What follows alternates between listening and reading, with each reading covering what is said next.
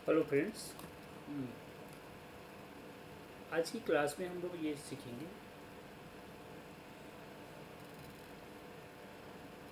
कि Python language हम लोग क्यों सीखे। तो सबसे फर्स्ट आप जब गूगल पे सर्च करेंगे पाइथन, तो आप देखेंगे हम पाइथन की साइट पे आ रहे हैं, वेलकम टू पाइथन, जहाँ से आप पाइथन डाउनलोड भी कर सकते हैं। इसके कुछ ट्यूटोरियल भी है और पाइथन फॉर बिगिनर्स के लिए क्या है, और कुछ डॉक्यूमेंटेशंस यानी कि इसके स्टैंडर्ड लाइब्रेरीज भी है। तो अगर हम सबसे first welcome to Python ORG इस साइट पर जाते हैं, तो आप देखिए पाइथन्स का कुछ टर्म्स यहाँ पर दिया गया है। अब यहाँ पे क्वेश्चंस एराइज होता है कि हम पाइथन क्यों।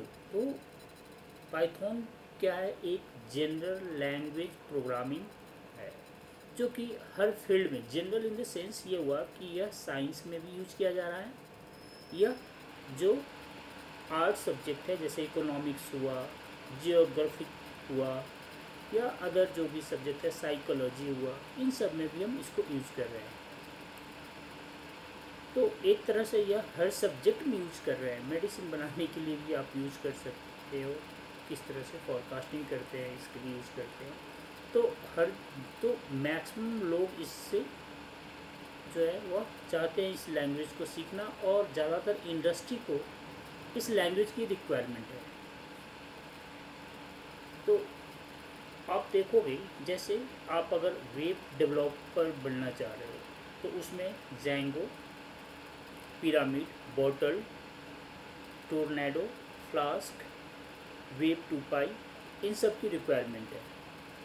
तो इससे हम वेब डेवलपमेंट का वर्क करते हैं, तो आपको ये सीखना होगा। ये सभी पाइथन का ही पार्ट है। सो पाइथन का जो यूजेज हुआ, फिर GUI डेवलपमेंट के लिए अगर हम जाते हैं, जैसे वेब डेवलपमेंट आप अगर कर रहे हो, तो TK इंटर, ठीक है, पाई गो ऑब्जेक्ट, पाई QT, पाई साइड, कीवी, WX पाइथन, ये इसके वेब डेवलपमेंट के लिए हुआ। साइंटिफिक और न्यूमेरिक के लिए जो कुछ लाइब्रेरीज है, SCF science pie, pandas, I pythons. Software development के लिए आपको है build, bot, TRAC, round up, ये सभी सिस्टम एडमिनिस्ट्रेशन होते हैं, जहाँ पर सैस को आप बोल सकते हो।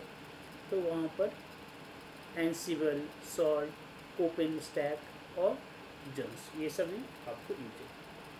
तो यह एक हमारे पास है कि हमने बेसिक वे देखा कि पाइथन हम क्यों सीखे, इस पर हमें कॉन्सेंट्रेट है। अब जहाँ पे आपको पाइथन डाउनलोड करने की ज़रूरत है, तो आप इजीली यहाँ से अपने सिस्टम के अंदर डाउनलोड कर सकते हैं।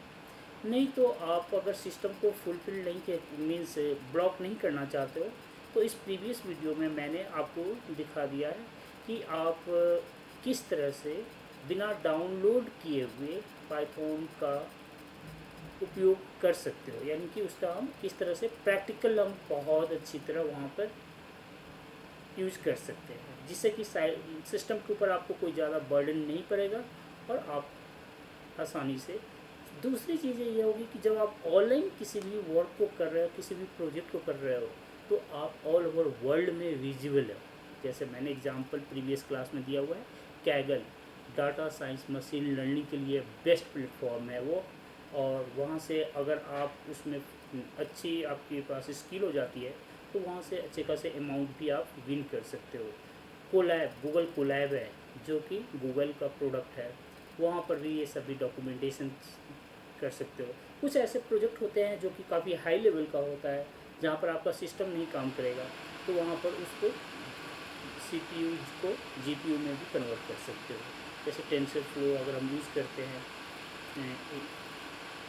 CNA इन सब के लिए यूज़ करने के लिए, तो वहाँ पर आप ये वर्क कर सकते हो। मोस्टली जो है डीप लर्निंग और आर्टिफिशियल इंटेलिजेंस में आपकी ज़रूरत पड़ेगी।